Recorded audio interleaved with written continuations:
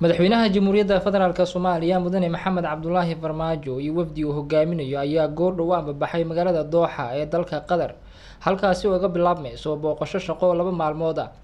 madaxweynaha uu martiqaad ka helay amiirka dowladda Qatar Sheikh Tamim bin Hamad Al Thani ayaa kala hadli doona xoojinta xiriirka labada dal iyo sidii dowladaha Soomaaliya iyo Qatar isaga kaashan lahaayeen dhinacyada dhaqaalaha, amniga iyo horumarinta. booqashada madaxweynuhu waxay daba socotaa kulamadii hore oo ay yeesheen madaxweyne Farmaajo iyo amiirka dowladda Qatar Sheikh Tamim bin Hamad Al Thani. waa mid lagu adkeenayo xiriirka walaaltinimo iyo iskaashi ee labada dal. waa dal kaalin mug leh ka qaatay dib u dhiska Soomaaliya, ayuu yiri agaasimaha warfaafinta madaxtooyada oo ka warbixinayay safarka madaxweynaha Soomaaliya. madaxweynaha Jamhuuriyadda Federaalka Soomaaliya Mudane Maxamed Cabdullaahi Farmaajo iyo wafdi hogaaminaya ayaa goor dhow ka ambabaxaya garoonka Aadan Cabdulle. madaxweynaha iyo wafdigiisa waxay ku sii jeedaan magaalada Dooxa ee dalka Qatar, halkaas oo ay booqasho 2 maalmood oo shaqo uga bilaaban doonto.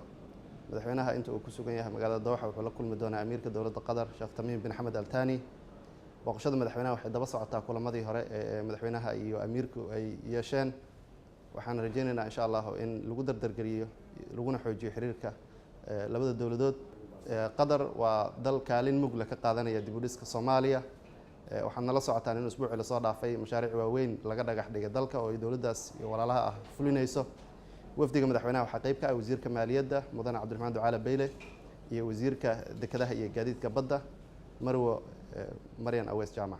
booqashadan waxaa madaxweynaha ku weheliya wasiiro ka tirsan xukuumadda federaalka Soomaaliya oo ay ka mid yihiin wasiirka maaliyadda Mudane Cabdiraxmaan Ducaale Beyle iyo wasiirka dekedaha iyo gaadiidka badda Marwo Maryan Aweys Jaamac.